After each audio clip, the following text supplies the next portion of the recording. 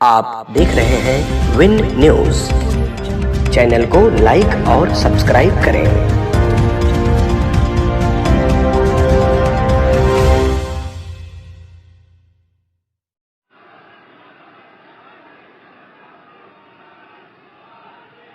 Button दब गया और बटन दबते ही शिलापट का अनावरण प्रारंभ हो रहा है। सिद्धार्थनगर के अलावा एटा, हरदोई, प्रतापगढ़, देवरिया, गाजीपुर, मिर्जापुर, फतेहपुर और जौनपुर के मेडिकल कॉलेज का शुभारंभ होगा। आप देख सकते हैं स्क्रीन पर इन 9 मेडिकल कॉलेज के लोग जुड़ चुके हैं। जैसा कि बहुत बहुत धन्यवाद माननीय, जैसा कि माननीय मुख्यमंत्री महोदय ने बताया था, 9 जगह पर इस आयोजन का सीधा प्रसारण हो रहा है और आप देख पा रहे हैं स्क्रीन पर ये 9 मेडिकल कॉलेज में देखा जा रहा है और वो हमारे साथ जुड़े हैं। मैं चाहूंगी सभी के लिए आप एक बार जोरदार तालियां बजा दें। 9 मेडिकल कॉलेज का उपहार स्वास्थ्य चिकित्सा सेवाओं का विस्तार, इसी पर आधारित एक छोटी सी फिल्म, आइए देखते हैं।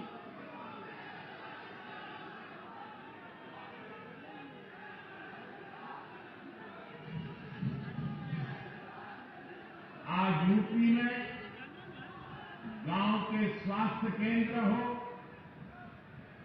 मेडिकल कॉलेज हो, एम्स हो, मेडिकल इंफ्रास्ट्रक्चर में अभूतपूर्व सुधार हो रहा है। एक स्वस्थ एवं खुशहाल समाज के लिए मेडिकल सुविधाएं अत्यंत आवश्यक हैं। माननीय प्रधानमंत्री नरेंद्र मोदी जी के नेतृत्व में मेडिकल सेक्टर में अभूतपूर्व विकास हुआ है। कोरोना वैक्सीन बनाकर पूरे विश्व में भारत की क्षमता का लोहा मनवाया। सबको टीका मुफ्त टीका के तहत रिकॉर्ड समय में 100 करोड़ से अधिक कोविड टीकाकरण कर विश्व का सबसे बड़ा टीकाकरण अभियान चल रहा है। उत्तर प्रदेश में माननीय प्रधानमंत्री जी के विजन को साकार करते हुए माननीय मुख्यमंत्री योगी आदित्यनाथ के नेतृत्व में सर्वाधिक स्वास्थ्य सुविधाओं का विकास हुआ है। वर्ष 2017 तक प्रदेश में जहां मात्र दर्जन भर मेडिकल कॉलेज थे, आज उनकी संख्या लगभग 4 गुना हो गई है। माननीय प्रधानमंत्री जी ने उत्तर प्रदेश को गोरखपुर व रायबरेली एम्स की सौगात दी। प्रदेश में प्रधानमंत्री आयुष्मान भारत योजना में 6 करोड़ 47 लाख तथा मुख्यमंत्री जन आरोग्य अभियान में 42 लाख से अधिक लोगों को मुफ्त इलाज की सुविधा मिली। आज पूरा देश आजादी का अमृत महोत्सव मना रहा है। इसी कड़ी में 2329 करोड़ रुपए की लागत से हरदोई, मिर्जापुर, देवरिया, एटा, गाजीपुर, सिद्धार्थनगर, प्रतापगढ़, फतेहपुर एवं जौनपुर में नवनिर्मित 9 मेडिकल कॉलेज का लोकार्पण माननीय प्रधानमंत्री जी द्वारा किया जा रहा है, जिनमें शैक्षणिक सत्र 2021-22 से 900 MBBS सीटों पर शिक्षण प्रशिक्षण प्रारंभ होगा।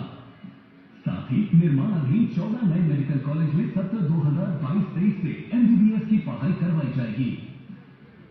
इसके साथ ही 16 जनपदों में PPP मॉडल पर मेडिकल कॉलेज निर्माण की प्रक्रिया शुरू हो गई है। इस प्रकार उत्तर प्रदेश में राजकीय मेडिकल कॉलेजों की संख्या 63 हो जाएगी। 24 करोड़ की आबादी वाले प्रदेश के हर जिले में मेडिकल कॉलेज खुलने से डॉक्टरों की संख्या बढ़ेगी और स्थानीय लोगों को आपातकाल में इलाज के लिए दूसरे शहर नहीं जाना पड़ेगा।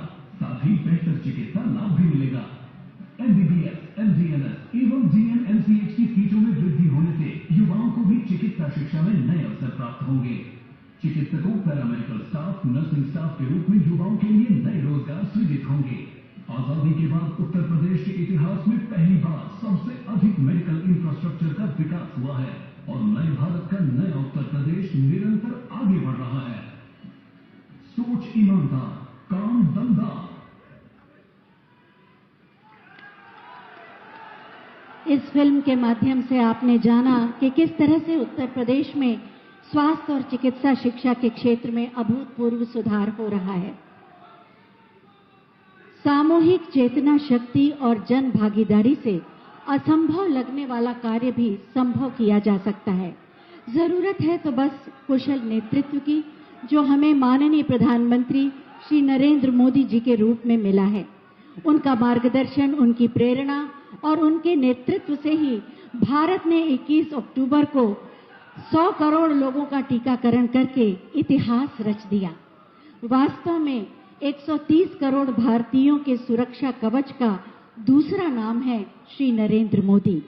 मैं बहुत ही आदर के साथ माननीय प्रधानमंत्री महोदय से अनुरोध करूंगी कि अपने आशीर्वचनों से एक बार फिर हमारा मार्ग प्रशस्त करें।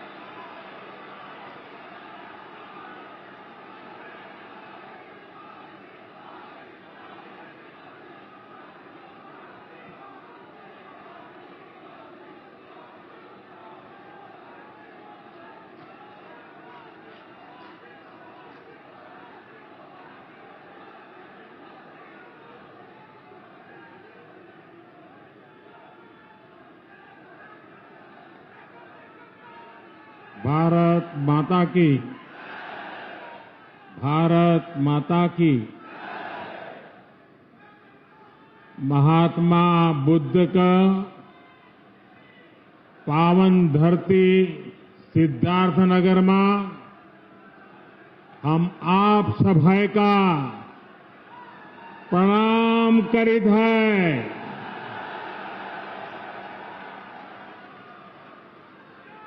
महात्मा बुद्ध जौने धरती पर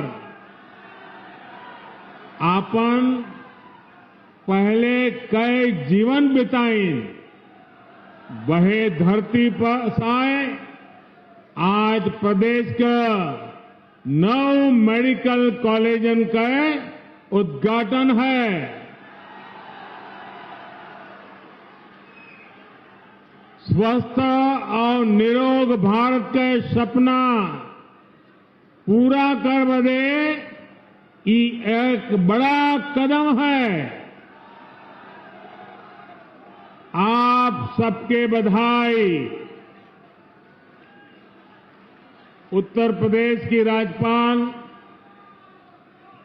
श्रीमती आनंदीबेन पटेल जी, यूपी के यशस्वी और कर्मयोगी मुख्यमंत्री योगी आदित्यनाथ जी, केंद्रीय स्वास्थ्य मंत्री श्री मनसुख मांडविया जी, मंच पर उपस्थित यूपी सरकार के अन्य मंत्रीगण,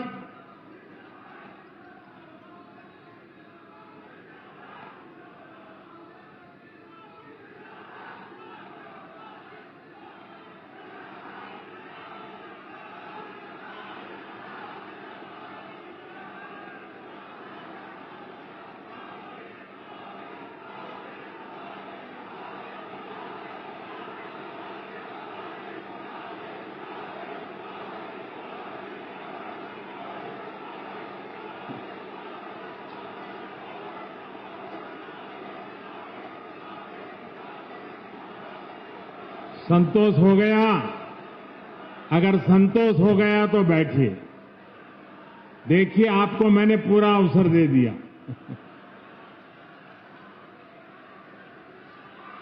आपकी इच्छा हमारे सड़कों पर।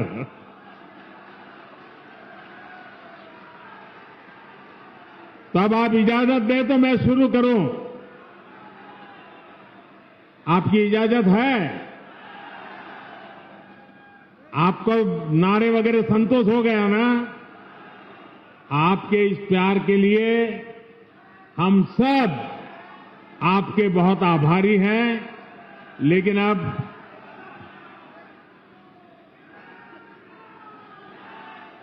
ये उत्साह अभी कई महीनों तक चला रहा है।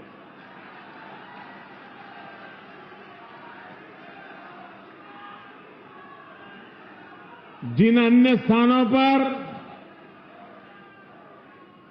नए मेडिकल कॉलेज बने हैं, वहां उपस्थित यूपी सरकार के मंत्रीगण, कार्यक्रम में मौजूद सभी सांसद, विधायक, अन्य जनप्रतिनिधि और मेरे प्यारे भाइयों और बहनों, आज का दिन पूर्वांचल के लिए, पूरे उत्तर प्रदेश के लिए आरोग्य की डबल डोज लेकर आया है। आपके लिए एक उपहार लेकर आया है। यहां सिद्धार्थनगर में यूपी के 9 मेडिकल कॉलेज का लोकार्पण हो रहा है। इसके बाद पूर्वांचल से ही पूरे देश के लिए बहुत जरूरी ऐसा मेडिकल इंफ्रास्ट्रक्चर की एक बहुत बड़ी योजना शुरू होने जा रही है और उस बड़े काम के लिए मैं यहां से आपका आशीर्वाद लेने के बाद, इस पवित्र धरती के आशीर्वाद लेने के बाद, आपसे संवाद करने के बाद काशी जाऊंगा और काशी में उस कार्यक्रम को लॉन्च करूंगा।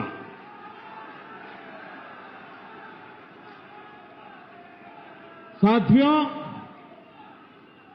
आज केंद्र में जो सरकार है, यहां यूपी में जो सरकार है,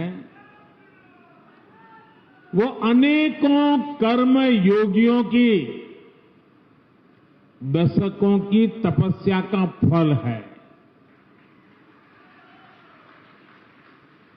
सिद्धार्थनगर ने भी स्वर्गीय माधव प्रसाद त्रिपाठी जी के रूप में एक ऐसा समर्पित जनप्रतिनिधि देश को दिया जिनका अथाह परिश्रम आज राष्ट्र के काम आ रहा है। माधव बाबू ने राजनीति में कर्म योग की स्थापना के लिए पूरा जीवन खपा दिया। यूपी भाजपा के पहले अध्यक्ष के रूप में, केंद्र में मंत्री के रूप में उन्होंने विशेष रूप से पूर्वांचल के विकास की चिंता की। इसलिए सिद्धार्थनगर के नए मेडिकल कॉलेज का नाम माधव बाबू के नाम पर रखना उनके प्रति सेवा भाव के प्रति सच्ची कार्यांजलि है। और इसके लिए मैं योगी जी को और उनकी पूरी सरकार को बधाई देता हूं। माधव बाबू का नाम यहां से पढ़कर निकलने वाले युवा डॉक्टरों को जन सेवा की निरंतर प्रेरणा भी देगा। भाइयों और बहनों, यूपी और पूर्वांचल में आस्था, अध्यात्म और सामाजिक जीवन से जुड़ी बहुत विस्तृत विरासत है। इस विरासत को स्वस्थ, सक्षम और समृद्ध उत्तर प्रदेश के भविष्य के साथ भी जोड़ा जा रहा है। आज जिन 9 जिलों में मेडिकल कॉलेज का लोकार्पण किया गया है, उनमें ये दिखता भी है। सिद्धार्थनगर में माधव प्रसाद त्रिपाठी मेडिकल कॉलेज,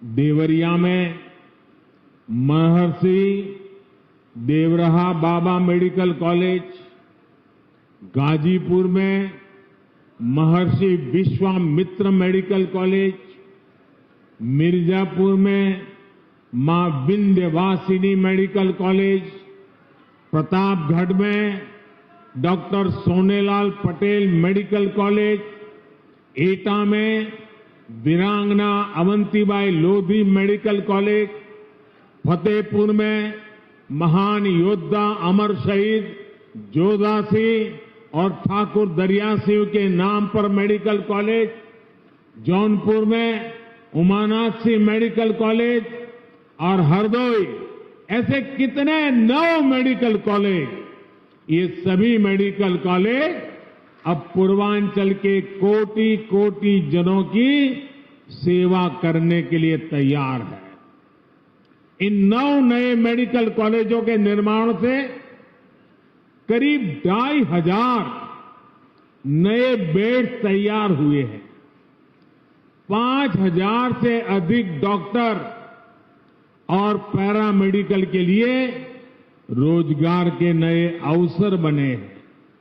इसके साथ ही हर वर्ष सैकड़ों युवाओं के लिए मेडिकल की पढ़ाई का नया रास्ता खुला है।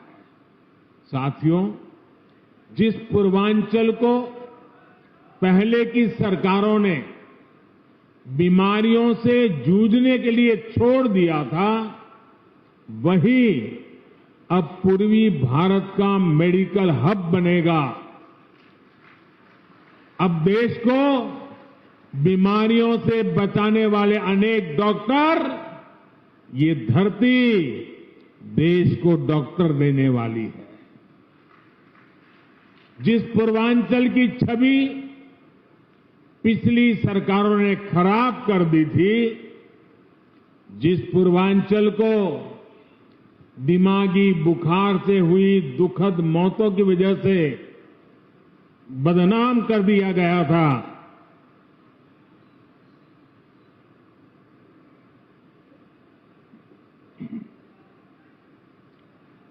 वही पूर्वांचल, वही उत्तर प्रदेश पूर्वी भारत को सेहत का नया उजाला देने वाला है। साथियों, यूपी के भाई बहन भूल नहीं सकते कि कैसे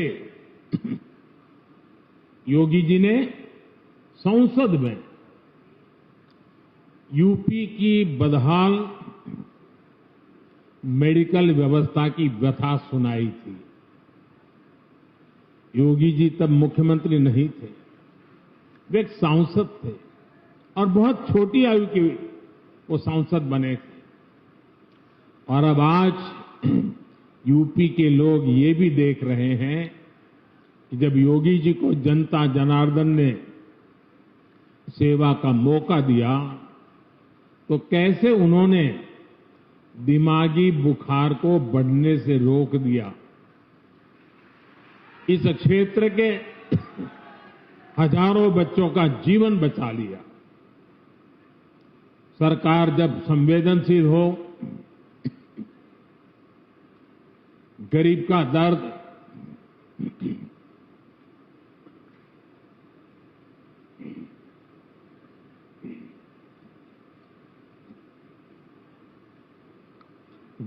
दर्द समझने के लिए मन में करुणा का भाव हो, तो इसी तरह का काम होता है। भाइयों और बहनों, हमारे देश में आजादी के पहले और उसके बाद भी मूलभूत चिकित्सा और स्वास्थ्य सुविधाओं को कभी प्राथमिकता नहीं दी गई। अच्छा इलाज चाहिए तो बड़े शहर जाना होगा, अच्छे डॉक्टर से इलाज कराना है तो बड़े शहर जाना होगा। रात बिरात किसी की तबीयत खराब हो गई तो गाड़ी का इंतजाम करो और लेकर भागो शहर की तरफ। हमारे गांव देहात की यही सच्चाई रही है। गांवों के कस्बों में जिला मुख्यालय तक में बेहतर स्वास्थ्य सुविधाएं मुश्किल से ही मिलती थी। इस कष्ट को मैंने भी भोगा है, महसूस किया। देश के गरीब, दलित, शोषित, वंचित, देश के किसान, गांवों के लोग, छोटे छोटे बच्चों को सीने से लगाए इधर उधर दौड़ रही माताएं, हमारे बुजुर्ग जब स्वास्थ्य की बुनियादी सुविधाओं के लिए सरकार की तरफ देखते थे तो उन्हें निराशा ही हाथ लगती थी। इसी निराशा को मेरे गरीब भाई बहनों ने अपनी नीति मान लिया था। जब 2014 में आपने मुझे देश की सेवा का अवसर दिया, तब पहले की स्थिति को बदलने के लिए हमारी सरकार ने दिन रात एक कर दिए। जनमानस के कष्ट को समझते हुए, सामान्य मानवी की पीड़ा को समझते हुए, उसके दुख दर्द को साझा करने में हम भागीदार बने। हमने देश के स्वास्थ्य सुविधाओं को सुधारने के लिए, आधुनिकता लाने के लिए एक महायज्ञ शुरू किया, अनेक योजनाएं शुरू की।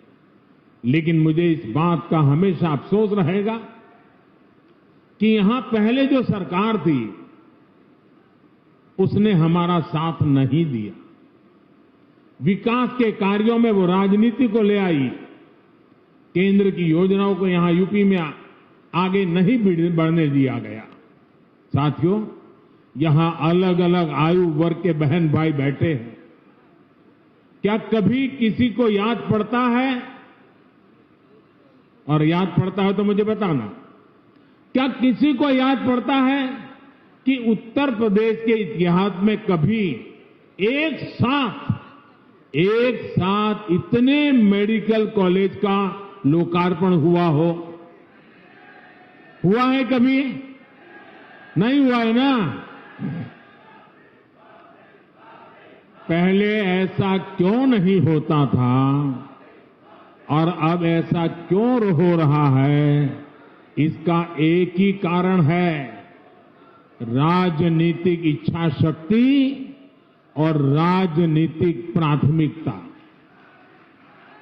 जो पहले थे उनकी प्राथमिकता अपने लिए कमाना और अपने परिवार की तिजोरी भरना था।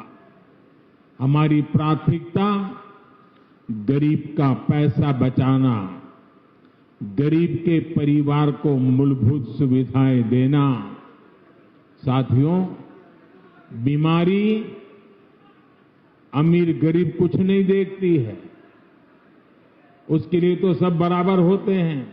और इसलिए इन सुविधाओं का जितना लाभ गरीब को होता है, उतना ही लाभ मध्यम वर्ग के परिवारों को भी होता है।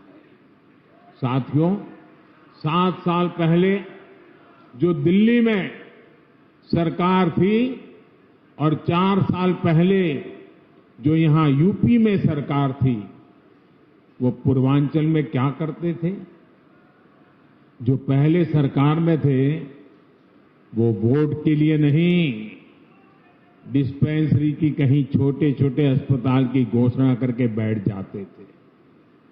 लोग भी उम्मीद लगाए रहते थे, लेकिन सालों साल तक या तो बिल्डिंग ही नहीं बनती थी, बिल्डिंग होती थी तो मशीन नहीं होती थी, दोनों हो गई तो डॉक्टर और दूसरा स्टाफ नहीं होता था। ऊपर से गरीबों के हजारों करोड़ रुपए लूटने वाली भ्रष्टाचार की साइकिल, ये भ्रष्टाचार की साइकिल 24 घंटे अलग से चलती रहती थी। दवाई में भ्रष्टाचार, एम्बुलेंस में भ्रष्टाचार, नियुक्ति में भ्रष्टाचार, ट्रांसफर पोस्टिंग में भ्रष्टाचार।